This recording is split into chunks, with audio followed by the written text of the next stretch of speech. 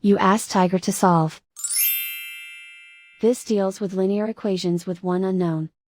The final result is m equals 8. Let's solve it step by step. Simplify the expression. Expand the parentheses. Simplify the arithmetic. Multiply the coefficients. Group all constants on the right side of the equation. Subtract 7 from both sides. Group like terms. Simplify the arithmetic.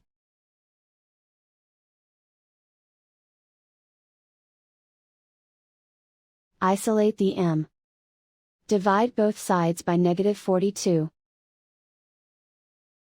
Cancel out the negatives.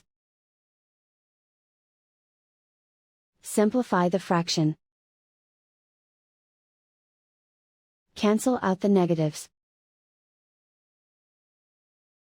Find the greatest common factor of the numerator and denominator. Factor out and cancel the greatest common factor. And so the final result is m equals 8.